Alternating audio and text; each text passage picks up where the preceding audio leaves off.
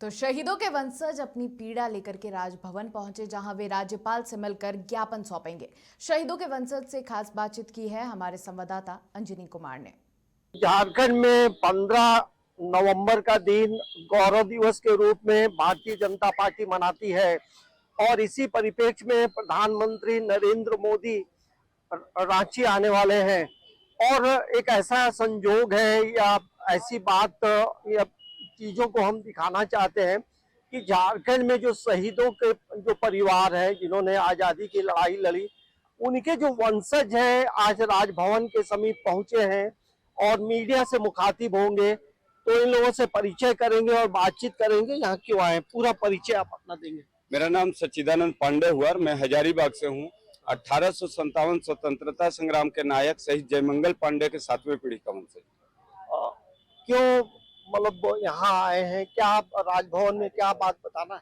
Actually जब 1857 की क्रांति की बात आती है तो बाबू वीर कुंवर सिंह, झांसी की रानी, कई एक ऐसा नाम आता है, लेकिन झारखंड में एक बड़ी क्रांति हुई है, ये बहुत कम लोग जान पाए हैं। जो कि बड़ी क्रांति झारखंड में ही है और चतरा उसका गवाह है, जहां पर 150 भारतीय सैनिक एक साथ फांसी पे चढ़ गए शहीद जयमंगल पांडे और नादिर अली के साथ, जहां 56 अंग्रेजी सैनिकों को मारा गया, जिसमें शेख भिखारी टिकैत तुमराव, माधव सिंह, चम्मा सिंह, विश्वनाथ साधव पांडे, गणपत राय, ये जीतराम बेदिया जी, इनके सारे लोग उस युद्ध में शामिल है।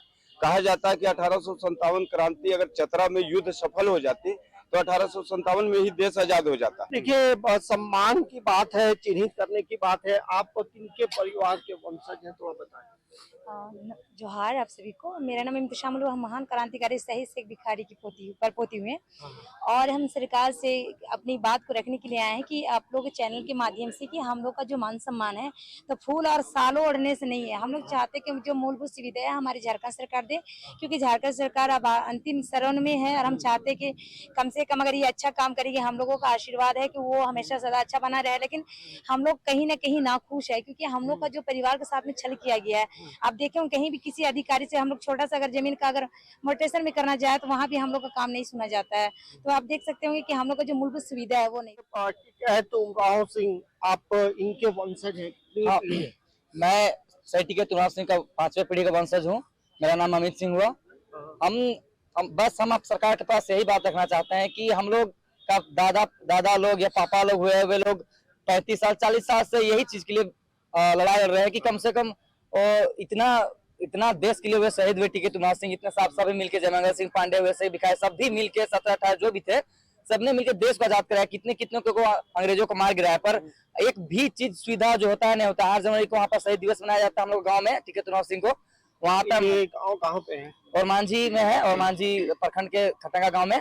वहाँ पर आते हैं और बस माला से आते हैं स्टेचू पर, बस उसके बाद बोल के चले जाते हैं कि ये मिलेगा, वो बस हम लोग को जो मम्मी लोग है उन लोग को बस सोल उड़ा देते हैं, बोल देते हैं कि हो जाएगा, लेकिन उन पर कोई कार्रवाई नहीं की जाती है। ये जो जीतराम बेदिया का जो घर है वो किस ब्लॉक में है, कहाँ पे? ये ओरमांझी ब्लॉक है, थाना भी ओरमांझी पड़ता है। और टिकैत तुमराव सिंह और शेख भिखारी और जीतराम बेदिया तीनों एक ही साथ मिल के लड़ाई लड़ते थे, लेकिन ये शेख भिखारी और टिकैत तुमराव को आपका चुटपालू घाटी में फांसी दे दिया गया। इसके किसी तरह छूट के भाग गए और ये अप्रैल 3-4 महीना के बाद इनको भी वहाँ पर घोड़ा गढ़ा जो बोला जाता है, वहाँ पर इनको भी फांसी दे दिया गया। और आज टिकैत तुमराव सिंह, शेख भिखारी या जीतराम बेदिया वंशज को सरकार की ओर से कहिए कि जो मान सम्मान मिलना चाहिए वो जो भी नहीं मिल पा रहा है। और चतुर्थीय वर्ग के जो कर्मचारी का भी जगह होता है वो भी जगह भी नहीं मिल पा रहा है। ऐसे वीर शहीदों के परिजन हैं जो भारत को आजाद कराने में उनकी भूमिका रही, लेकिन आज वो राजभवन के समीप पहुंचे हैं और राज्यपाल को ज्ञापन सौंपेंगे, क्योंकि इनके पारिवारिक स्थिति अच्छी नहीं है। गांव में कई तरह की समस्याएं हैं।